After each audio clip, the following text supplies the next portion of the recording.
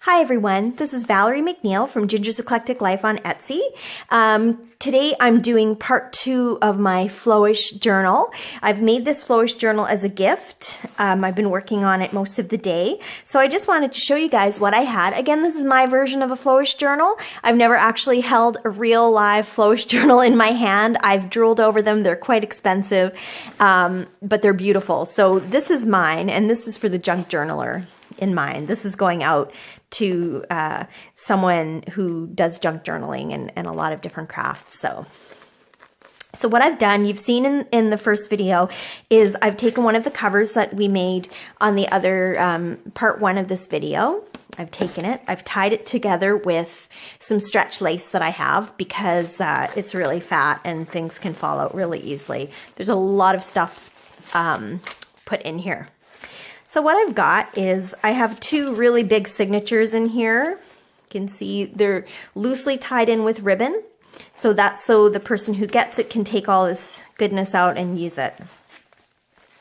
I tied them a little too tightly, so it's kind of bending down there, but this is temporary. You're going to take it apart and use it. So what I've done is I've put 2 of the decoupage book page and napkin flowers on the inside here, and I've clip them down, so that's a little treat. And I've got lots of goodies tucked into this pocket. Remember, we left the pocket there. Got some little clips to share with her. One says work and the other one says play. And I've got some scrapbooking paper, some little cards, extraordinary, written by, just a bunch of little things. I won't show them all in case she sees this. Some really positive cards. It's a beautiful day. Some bright ribbon. It reminds me of her and her personality. I'm going to put that in there. And a little rose frame, kind of matches the rose theme of the outside. Not that there's a rose theme to the journal because it's just eclectic like me. So I've tucked all that into the front cover there. So she'll get that when she opens it. And here the first signature, the first page, we have a calendar page. It's from a Celtic calendar that I have. We've got some notebook paper. You'll see on the other side what that is. This is a very old, from the Toronto Star. It's a soup and sandwich Campbell's soup ad. It's very old and fragile. It's tearing a bit, but I've put that in there lovingly, and I'm sure that she will find something to do with it. Here I have a book page from a children's book. There's little pigs on one side. It's a little golden book, and some puppy dogs on the other side. I've got more note paper with kind of watermarked with hibiscus flowers. Some cardstock in like a kind of a corally color there. I've got some music sheets. Some, this is a 12 by 12 size paper. It's quite thin. It's like newspaper thin, and I use it for decoupage on my tags and things like that. We've got some invoices, a couple of those in there. Nothing is straight or perfect, so it all goes together with the fact that it's going to be taken apart in mind. Some paper that I had printed. And a little hula hoop girl. A piece of paper from a pattern, the pattern paper. It's great for decoupage. And these are still stuck together. These are from a cardstock notebook that I had. Really pretty. Today's the day, this one says.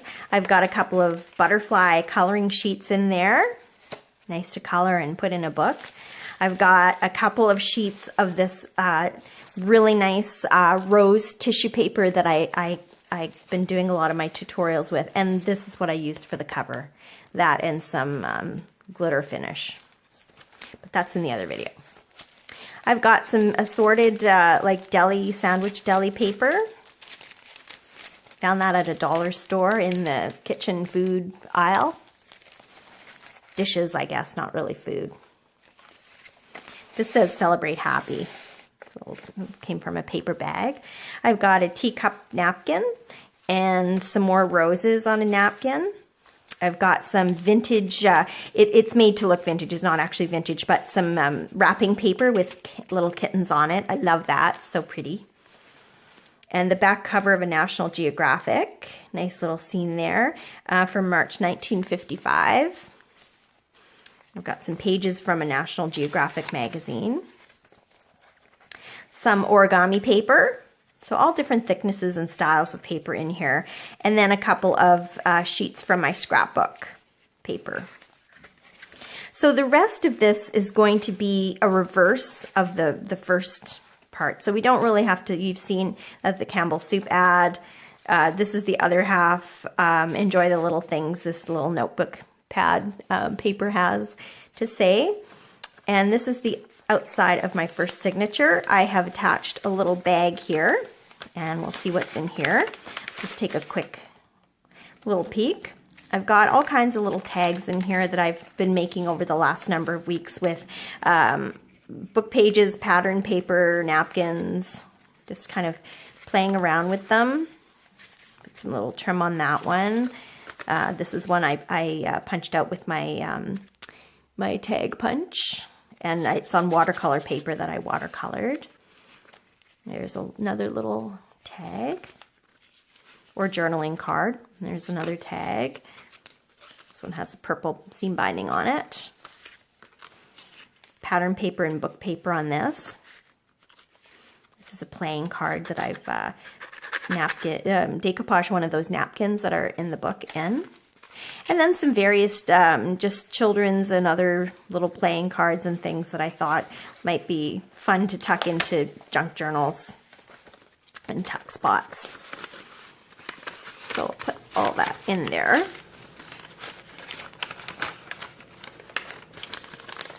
And I'm just going to attach that back here. I'll do a better job of that later. And then we have the second signature of our book. I did some fresh coffee dyeing of paper today, so we've got some nice crisp coffee dyed paper in there. I baked that in the oven this morning. That's kind of the only baking that I do. So, you know, when my family smells the oven on, and they know it's probably paper, and they can smell coffee in the house. I've got a piece of light cardstock that I photocopied some old book covers on. I thought that would be neat to cut out or make into tags or a journal cover. I've got some notepad paper and a page from a little golden book. Got some blue cardstock, some music pages and a picture for me and my gal.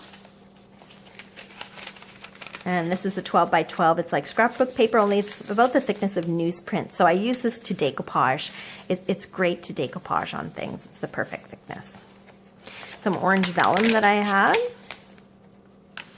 I had a student staying with me from Huy in Belgium, and she brought me some tour books. So I've kind of taken apart some of those and put them in. So they're en français. And some more printed paper. More printed paper. Some notepad paper. This is kind of some beautiful cardstock paper that I had. Again, you notice things aren't really straight. Some more coffee dyed paper. Some napkins. Right in there. Another calendar page.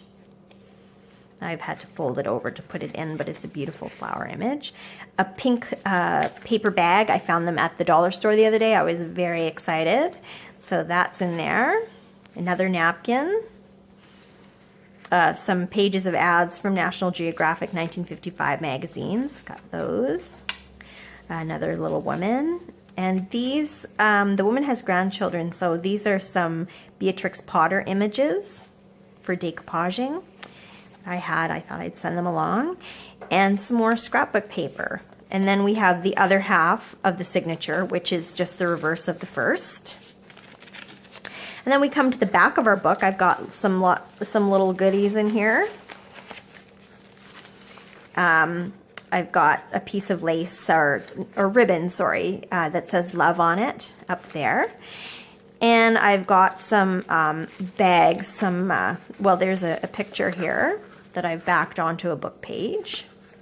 Bunch of children there smiling, really cute, probably from the 30s, I'm guessing. And I've got some glassine bags in here. Some that I've decoupaged on. You see those in my other videos, or that I've decoupaged. I've got some cards and envelopes that I always like to include some cards and envelopes in it. This one I'm going to take out because I'm going to write a note and leave it in there for her. I've got some squares of scrapbook paper. I've got some gold colored flowers that can be used for decoupage or to embellish anything. I've got a postcard from Poland. I went to Poland several years ago, so we got that there. A coffee dyed large index card. Some little bridge scorekeeping cards.